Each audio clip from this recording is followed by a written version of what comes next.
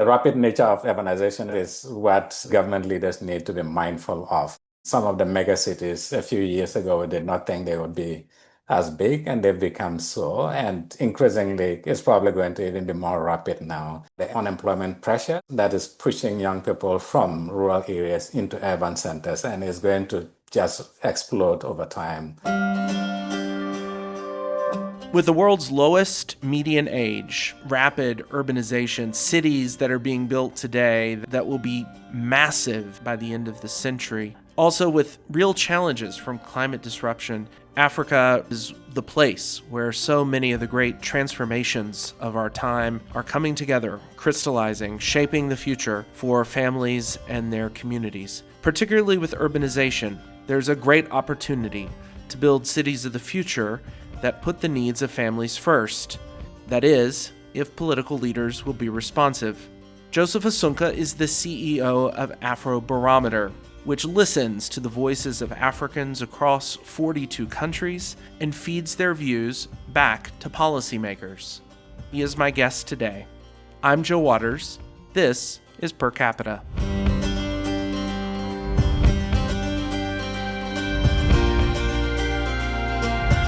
Joseph, welcome. Thank you, Joe. Good to meet you. My namesake. So I know you by reputation, but I don't know you. This is the first time we've met. And so I'd like to just start our conversation today with who are you? My name is Joe Asunka. I work as the CEO of Afrobarometer. Afrobarometer is a Pan-African survey research organization headquartered in Accra, but working in about 40 countries across the continent. So I've worked at Afrobarometer for about 5 years now, and leading both the research side, but also the communication and engagement side of things. In terms of background, I'm a political scientist. I studied political science at the University of California at Los Angeles, where I got my PhD, and I taught briefly in the politics department before heading out to the Bay Area, where I worked at the Hewlett Foundation as a grant maker for about 5 years before going to Afrobarometer to serve as the CEO. Great.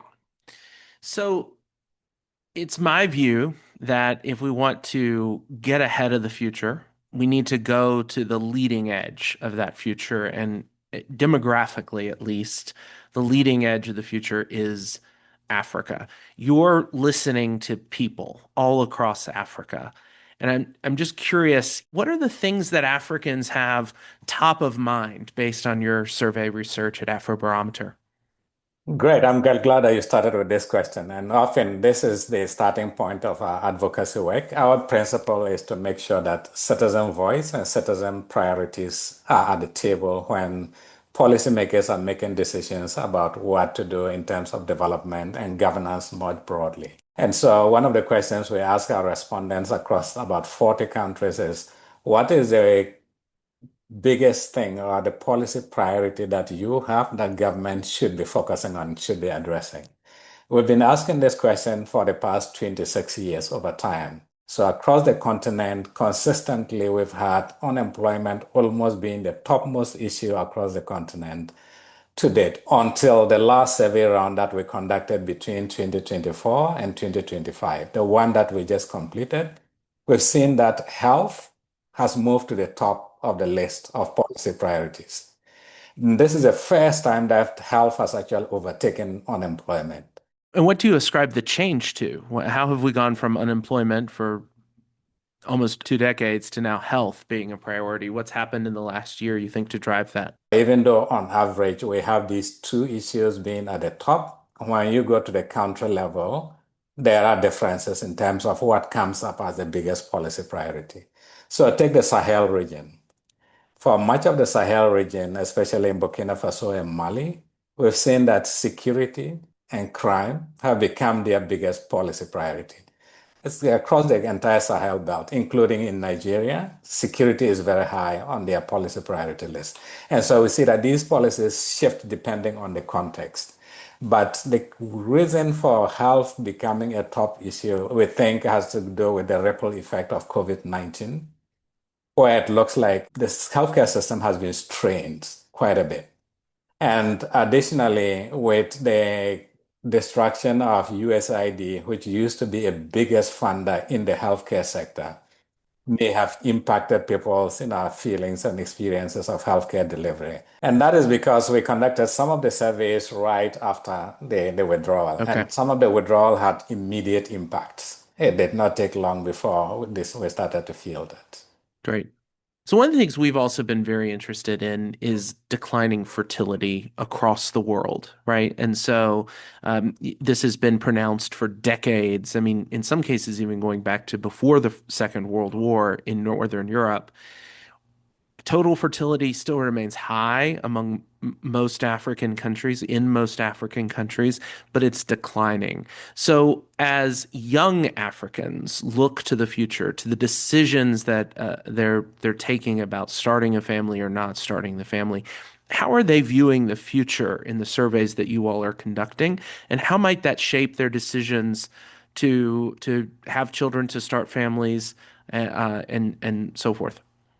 Right. So, I mean, it's a mix of issues here. So, one, the fact that young people on the continent see unemployment as their biggest issue. And if you break down people who prioritize unemployment as the priority for governments to address, young people are more likely to point at unemployment as their biggest issue.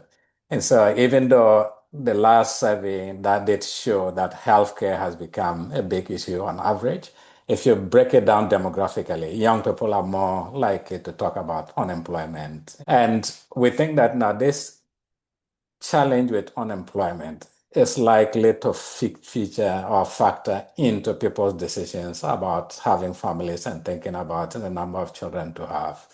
And so ultimately, of course, the economic ability of individuals is what would influence their decisions about whether or not to, the number of children to have.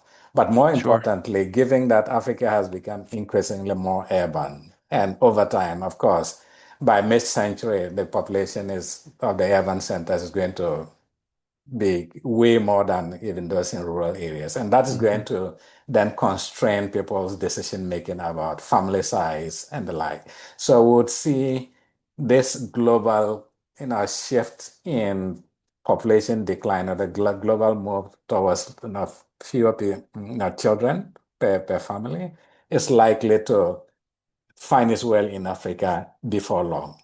Let's talk a little bit about this question of urbanization. In some Yeah, ways, it seems to me to be one of the biggest stories of the 21st century so absolutely. far, urbanization in Africa. You look at some of the predictions, they're pretty astounding. There was a paper a few years ago from a university in Canada predicting that Lagos might have a population of 88 million people by the end of the century. You're going to get down into the 20s before you get to current big cities like New York and Tokyo. You also will have in a sense cities that are not yet developed emerging as potentially mega cities. We've seen that with Abuja. I mean, Abuja was 40 years ago did not exist. And now, as the capital of Nigeria, major city in Africa and a major city in the world. And we're particularly interested in the development that can center the needs of families, particularly those families with young children. So, how can city leaders in Africa be intentional and thoughtful and responsive to their populations, particularly when it's happening so rapidly? Right. I mean, I think it's the rapid nature of urbanization that is what government leaders need to be mindful of. Some of the mega cities a few years ago we did not think they would be as big, and they've become so. And increasingly, it's probably going to even be more rapid now, giving, first of all, the unemployment pressures that is pushing young people from rural areas into urban centers, and is going to just explode over time. At least in the next 5 to 10 years, certainly is going to explode. And so the first thing is to think about the infrastructure system in the cities, because that is always one of the biggest concerns or the biggest frictions when it comes to, urbanization. So infrastructure, the food systems and food supply systems. Of course, as urbanization increases, it's likely that agriculture is going to take a hit because young people are moving into the cities and they are looking into industry for employment. The question then becomes, how do you ensure you maintain food supplies in a way that does not create frictions and instability in the cities as they struggle for just limited amounts of food? And so I think one thing governments and leaders can do is, first of all, just invest in large-scale agricultural production because your small scale subsistence farming is not going to make it or cut it for the populations in the urban centers. And if food shortages do hit the urban centers, there's likely to be anxiety and protest, and that is going to create a lot more instability for governments. So I think focusing on food systems to ensure that food supplies, especially into urban centers, is taken care of. And that can only be done with large scale investment, investments in large scale farming, where we can have production being done, and of course, with mechanized agriculture in a way that allows government or food system to be able to supply the growing urban populations. But the second piece being the infrastructure systems in urban centers. Of course, when young people are in the cities, they want to be able to be mobile, to move around. And so creating already planning for infrastructure that can contain, just as you mentioned, you should plan for maybe three times the population of the city at the moment, so that the infrastructure that you are putting up now should be able to cater for three times that population in the next 5, 10 years. Otherwise, if we are planning for the current population size, will be overtaken by events. And I hope that governments will take care of that.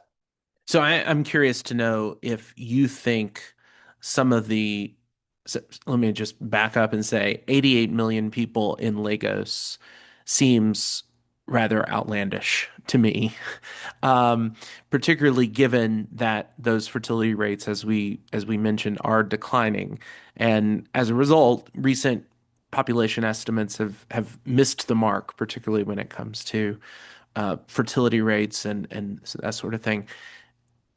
What's your thought on that? Do you have a thought on that? Are those predictions, um, maybe they're viable, but do you think they're going to be hit? They are viable in theory. It wouldn't be surprised if they get hit those marks and probably even in some places surpass what has been predicted.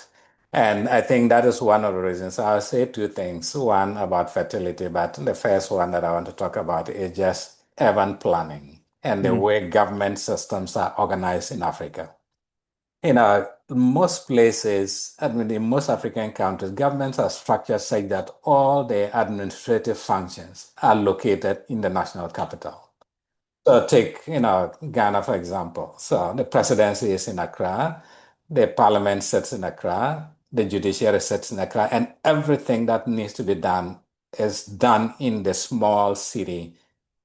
And yet we have large portions of land in other parts of the country where we could have a kind of redistribution and restructuring of government systems and institutions in a way that allows these institutions to be located at a distance place rather than the central part of the capital city.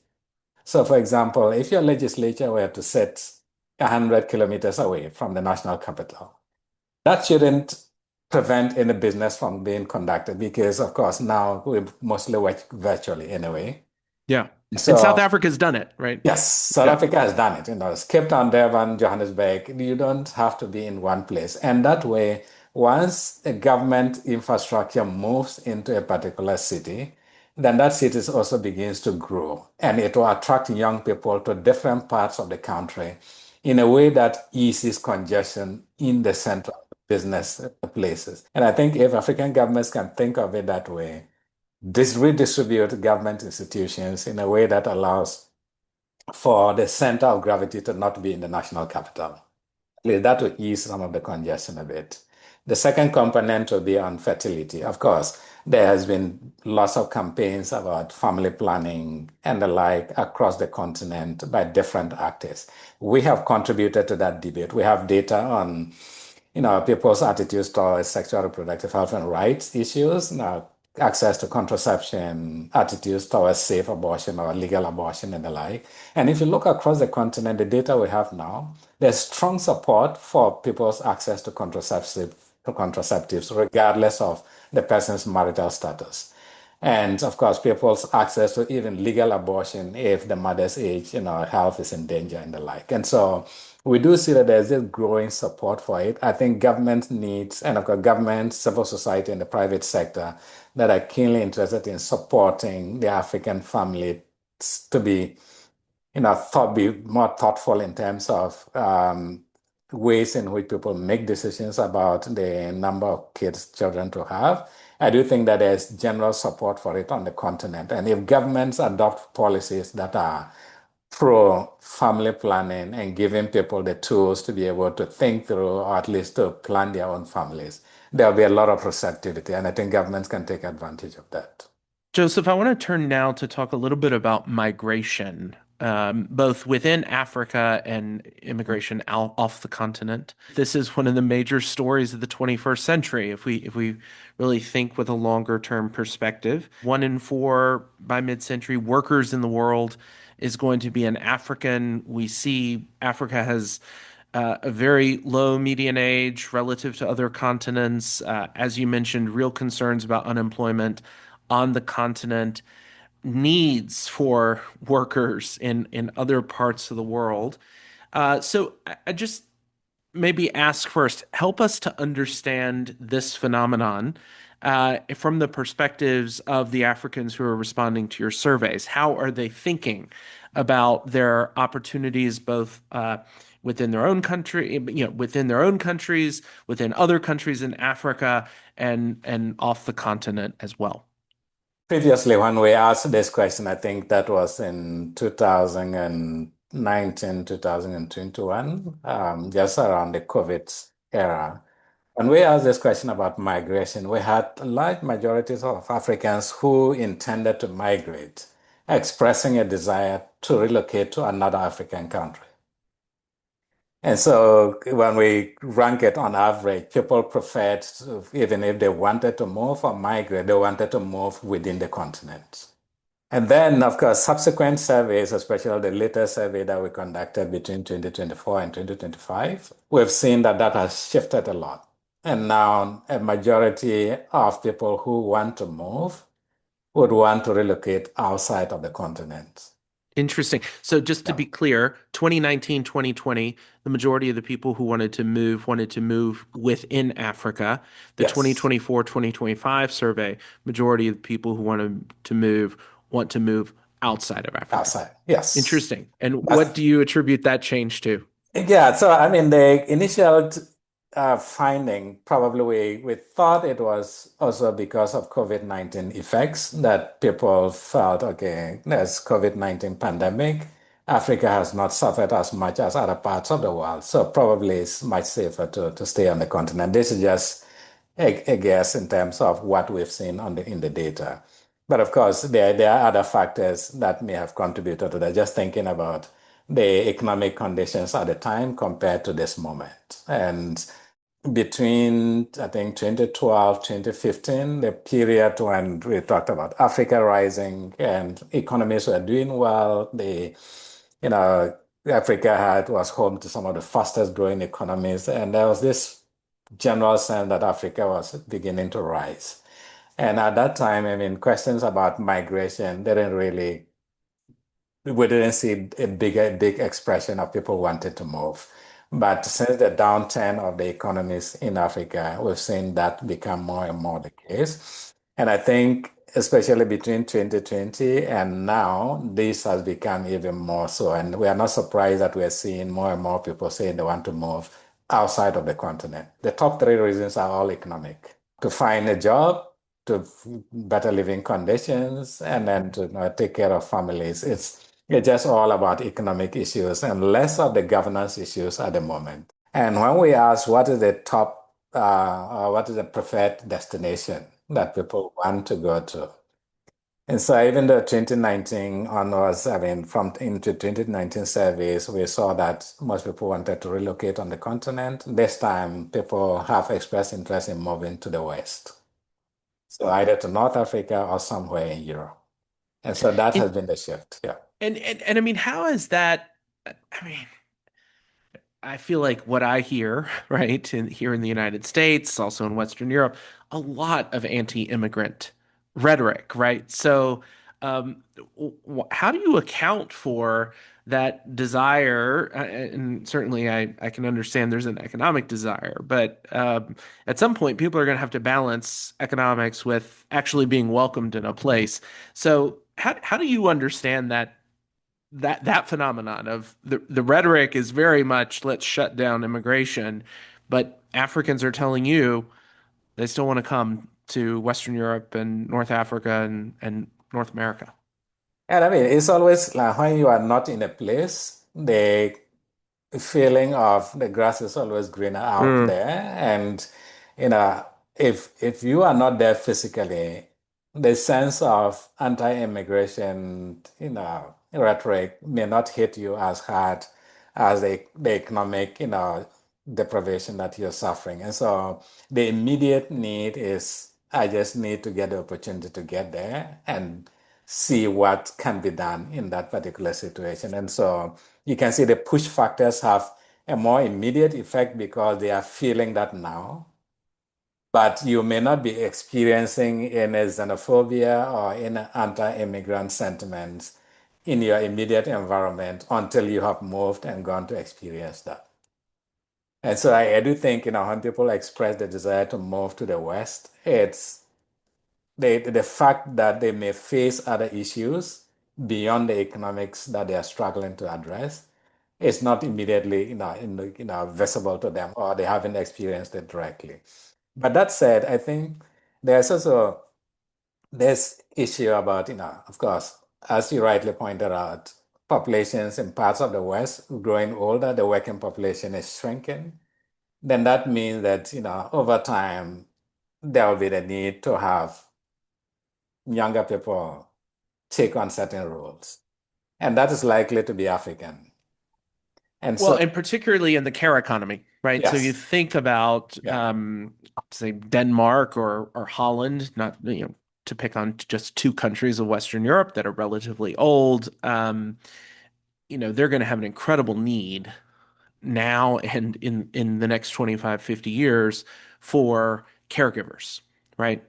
And you have a young African population, a sizable percentage of which is interested in and willing to move for opportunity. So there's going to be a pull, right? There's going to be a pull to those Western absolutely. countries, particularly in the care economy. Right. And I think that's when it gets to that, the question then becomes, of course, there's already this push factors from the continent, and there will be this pull factor from the West, from Western Europe, at least for now. The question is how you square that with this anti-immigration sentiment that is happening, across the Western Europe, but also in the United States. If it can become a win-win situation for Africa and the rest of the world, especially in Western Europe, where the African population can be a useful source of labor for some of the sectors that will struggle as the populations age in that part of the world. Yeah. Yeah, And I would just note too that, and again, speaking here as an American, in deeply listening deeply to the political rhetoric here in the United States, you have some Republicans now who, in addition to sort of opposition to illegal immigration, they are also saying we need to continue to attract highly skilled immigrants to the United States. And there's been a discussion about the H-1B visa. There's also this discussion about the golden ticket visa that Donald Trump has proposed and this sort of thing. Um, 2 points. Largely, I would imagine those things are inaccessible to a lot of the people who do want to immigrate for better economic opportunities. But second point, on the U.S. side and the U.S. rhetoric, when we say highly skilled, I think we tend to think software developer, right, right? We think right. about Sergey Yeah, Brin coming to this yeah, country and starting Google. We're not thinking about the care economy. We're not, yeah, and that is largely those are largely considered low wage, unskilled jobs. So actually, particularly, and I want to talk more about AI in Africa here later in the podcast, but when you think about AI and what it's going to do to the labor market, actually, Western Europe and the United States are going to need are what people what are actually very skilled jobs, but which Yeah. people do not consider very skilled care jobs in particular. Absolutely. As much as you are thinking about having skilled labor in to support with, advanced things in your economy, you also know that the economy can only thrive when you have the menial jobs taken care of. Your offices are clean and your food is available at the food stalls because somebody is there doing that. You don't expect that skilled labor from Africa would want to come and do that kind of job because if you're attracting the very advanced skilled labor, you are expecting them to work in industries that demand that high levels of skills. And of course, a skilled labor in Africa may not be interested in the menial job that doesn't pay that much. And so it gets to a point where you ask yourself, who is going to fill those gaps if we do not create opportunities to have immigration from across the board? It is politically sound to say that we are only attracting people who are highly skilled because then it makes it sound like, okay, here we are being selective in who we bring in. But then if you select only those folks and you leave your cares, the care economy unattended to, the farm workers, the food storage, everything else that goes on to make sure that the citizenry, live comfortable lives with whatever they have, Sure. has to be a complete, it's a whole value chain. And that value chain needs to have people to make sure that all the pieces of the sections of the chain works, flow smoothly. And if you don't have that, of course, you're going to struggle. So what I think I hear you saying is that given just demographic realities, African workers are going to be essential across that value chain over the rest of this century, both in Africa and out off the continent. And I think that's where immigration policies will have to take into account to be able to address the entire value chain so that attracting labor should be seen as attracting labor to every sector of your economy where you are lacking.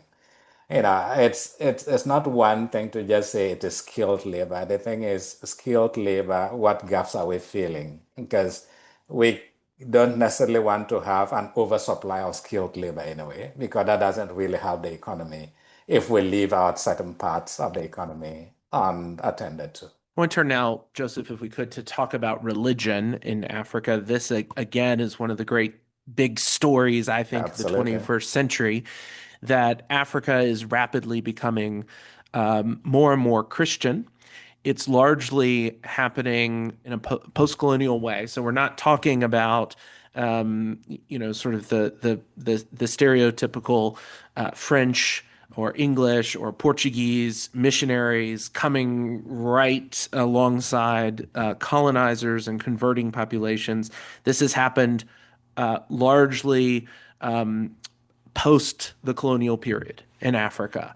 And it's happening very rapidly. So, talk to me about how this phenomenon of religious affiliation away from traditional religions and to Christianity, again, in a post colonial frame, how is that showing up in the work you all are doing, the listening that you are doing through your surveys? Right. I mean, we have always collected data about, people's religious affiliation, and this is clear that more growing population, sizable numbers of the population is religious. And of course, religiosity in terms of the practice, the frequency of actually practicing a religion has grown over time. That people are intensely more religious and more attached to especially their faiths and when it comes to Christian religion. And this is even more so on the Pentecostal side. So we do have the Orthodox Christians, whether it is, the Presbyterians or the Catholics and the like, they still are there, but the Pentecostal side of things has, almost overtaken the Orthodox churches at this moment. And of course, there are several reasons for that, and it has implications for what this means going forward. Some of the reasons being, of course, people want to have spaces where they can feel a sense of being connected. And that social connection, because across the African continent, people always strive for the social connection. And if there's urbanization happening, as we talked about earlier, in urban centers, it becomes more cosmopolitan, and those connections can easily fizzle away. But religion provides a hook for socialization and connection and belonging.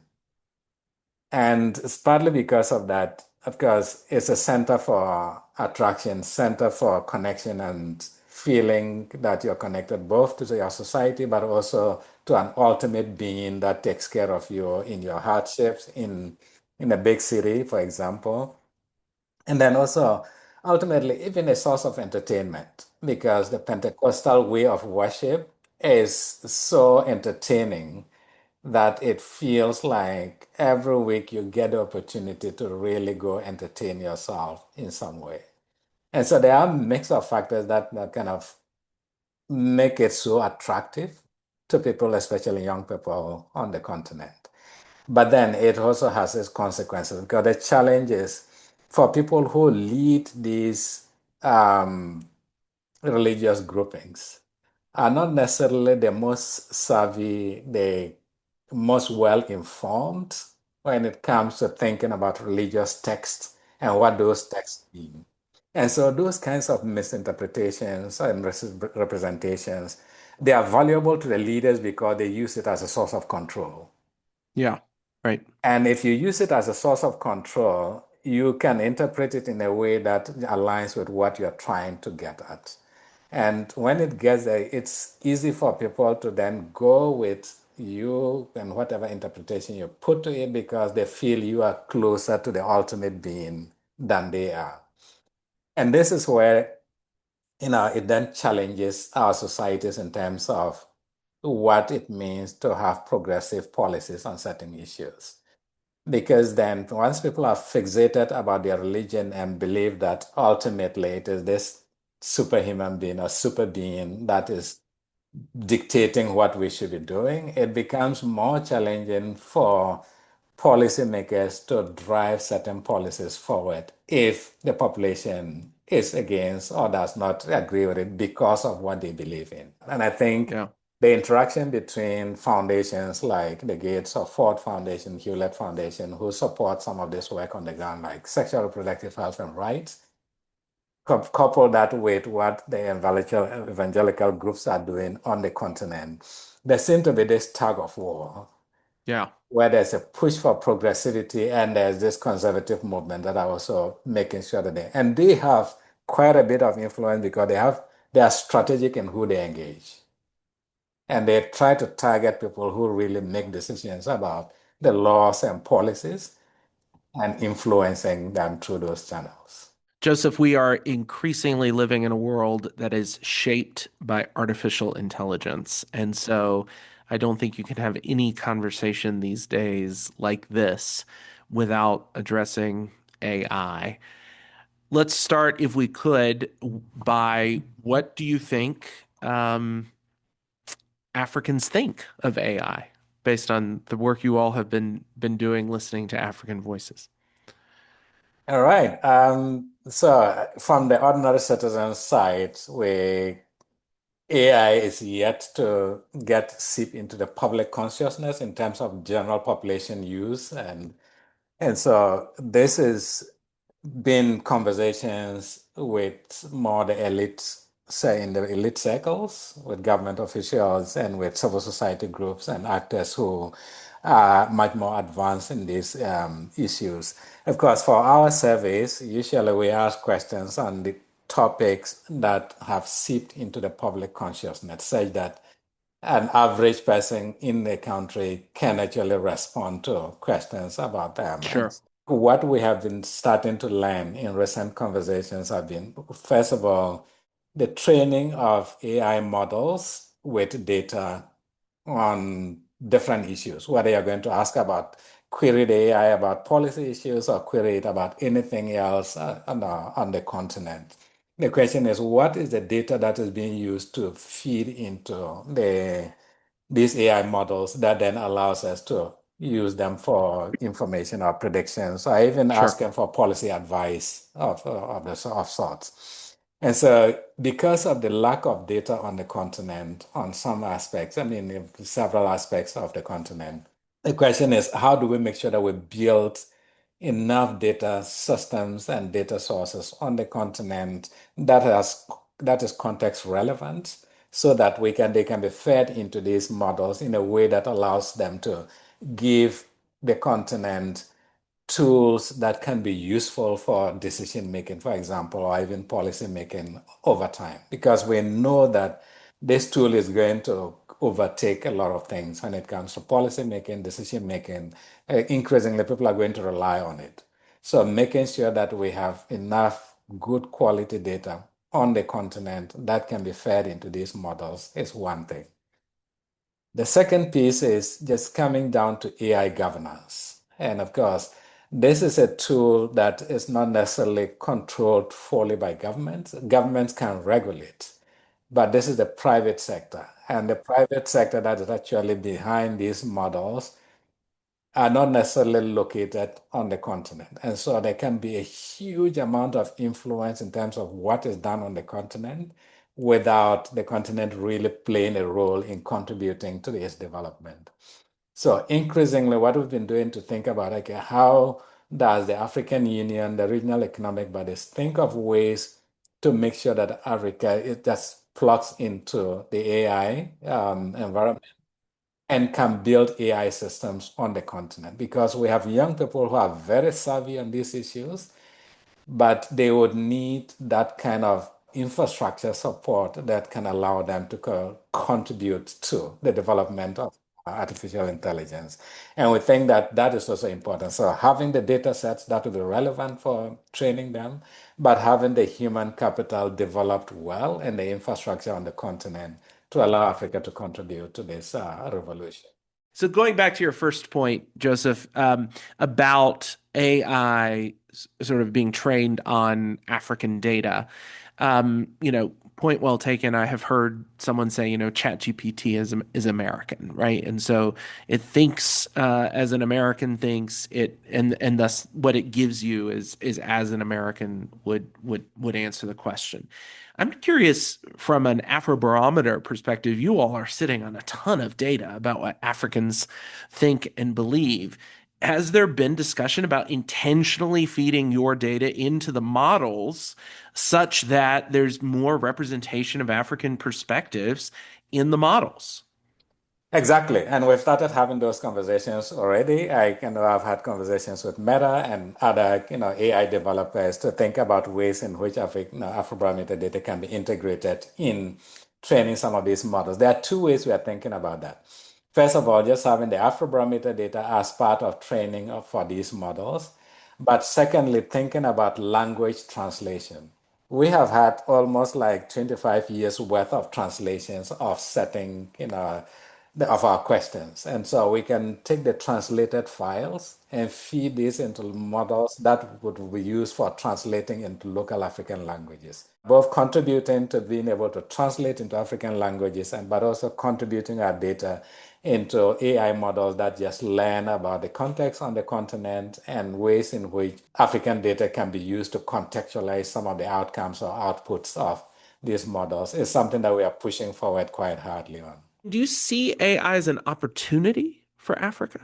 I do think it's a big opportunity and also for the Western world, especially for the issue around immigration. If you want African skill and talent to be tapped in any way in the development of these models, especially the contribution to the technology sector, you can actually do that without having people physically be present in whichever location it is. And so you may not have to struggle to do that.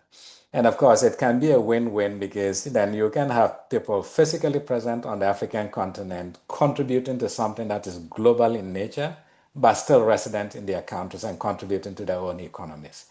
And I think, if you want to limit immigration, then maybe that is the area to invest in. That is, young Africans who are savvy in technology and savvy in different aspects or different areas of an economic system, and that investing in those areas, and that's the role that some of the private foundations have played on the continent, where invest in specific areas that can generate, both jobs for young people, but also tap talent that you can tap remotely into supporting whatever you want to do, especially in the Western world. That can easily be done remotely. And I have always engaged with African government to talk about these issues about brain drain.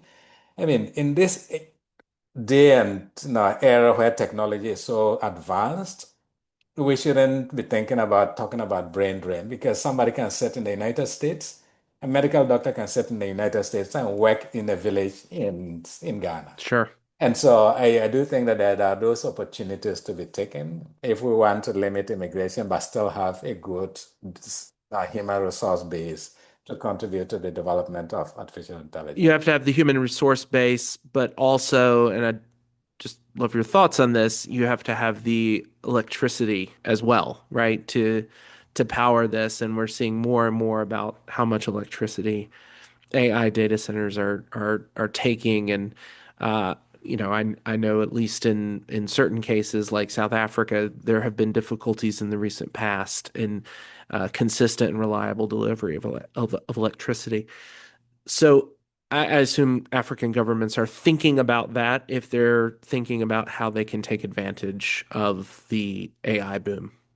Yes, I think that's the biggest challenge now because the continent is limited in terms of electricity supply at the moment. We don't really have the infrastructure to provide consistent, reliable energy, even for the industry that we have now.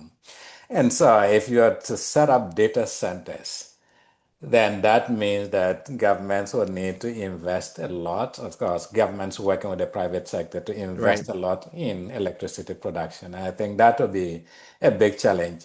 Of course, the hope is that at some point, AI, the artificial intelligence sector, will evolve in a way that it doesn't consume way too much electricity. Right. I think there's Right. some efficiency gains that need to be done in that space. Because of course the reality too is that Africa, um, particularly in places like the Sahel, is as vulnerable, dangerously vulnerable to the effects of climate change as any place else on the planet. And there's not only going to need to be investment to take advantage of the economic opportunities, which are going to be incredibly high consumers of energy, but also rapid adaptation just to protect human health and security.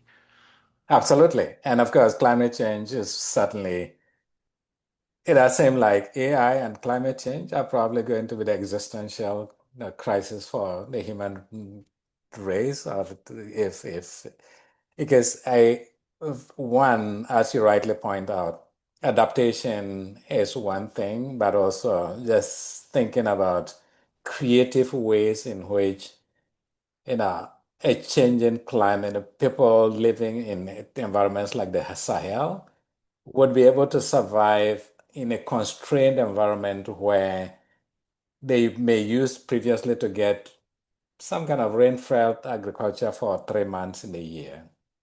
And now it probably almost shrinking down to about a month or so a year. And to struggle for 11 months of drought, that is huge. And what kind of adaptation would we be thinking about when it comes to those extreme cases where people's just their daily livelihoods are dependent on what is happening to the environment? People want to own something of their own, right?